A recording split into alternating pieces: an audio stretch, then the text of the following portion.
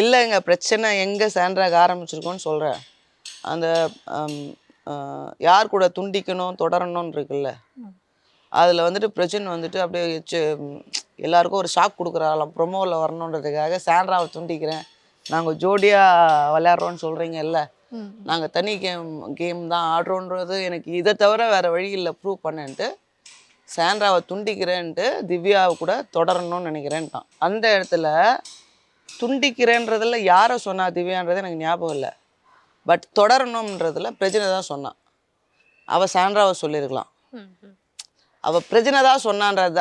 அங்கே சாண்ட்ரா சொல்லியிருந்தா பிரஜன் சொன்னதை கூட புருஷன் ஓகே நீ கேமுக்காக என்னவோ பண்ணணும் விட்டுருவா, சேர்ந்துப்பா பிச்சுப்பா. இவள் வந்துட்டு தொடரணுன்றதுல சாண்ட்ரா பேருக்கு பதிலாக பிரஜன் பேர் சொன்னதுனால ஃப்ரெண்ட்ஸ் கிட்ட பொசிசிவாக இருக்கலாம். இப்போ புருஷன்கிட்ட பொசிசிவாக இருந்து நான் பார்த்ததில்லை. ஆமாம், ஃப்ரெண்ட்ஸ் கிட்ட உனக்கு அப்படி அந்த மாதிரி கேட்குறது இருக்குது. நானே ஃப்ரெண்ட்ஸ் கிட்டலாம் பொசிசிவாக இருப்பேன். ஒருவேளை அந்த மாதிரி திவ்யா மேலே பொசிசிவாக இருந்து திவ்யா ஆக்சுவலி ரொம்ப ஹர்ட் ஆயிட்டாங்க. ஏன்னா அவள் சொல்லிப்பா நான் அண்ணா மாதிரி தான் அவங்கள பார்க்குறேன், அவங்க ஃப்ரெண்டாக தான் பிஹேவ் பண்ணுறாங்க, அதனால தான் வந்து வெளியே இருக்கவங்க எல்லாம் வந்து சொல்கிறாங்க இப்படி வந்து உன்னை பற்றி அவ்வளோ தப்பாக பேசுவாங்க. ரம்யா சொல்லுவா நீ வெளியே போனால் அவ்வளோ ஃபீல் பண்ணுவேன், உன்னை பற்றி அப்படி பேசியிருப்பாங்க, இவங்க இப்படியெல்லாம் பேசியிருப்பாங்களான்னு கூட தெரியாது, அந்த மாதிரி பேசியிருப்பாங்க. அதனால தான் வந்து அவங்க காமனாக உட்காந்து பேசும்போது சொல்லுவாங்க இவங்களை போய் நீங்கள் வெளியே பாத்திரக்கூடாதுங்கிற பர்சன் யாருன்னு கேட்டால் சாண்ட்ராவை ஸ்ட்ரைட்டாக சொல்லிடுவா. ரம்யா தானே?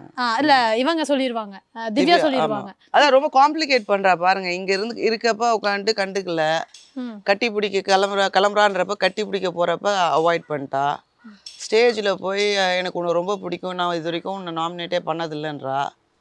திருப்பி வெளியிலேருந்து உள்ளே வந்து அங்கே ஸ்டேஜில் அப்படி சொல்லிட்டு உள்ளே வந்து ரொம்ப நேரமாக திவ்யாட்ட பேச இல்லை. இல்ல மேம் இதெல்லாம் வெளிய வந்து வெரி பாப்பாங்கன்னு கன்ஃபியூசிங் தெரியலையா இல்லை, உங்களுக்கு? ரொம்ப கன்ஃபியூஸ் பண்ணுறாள்.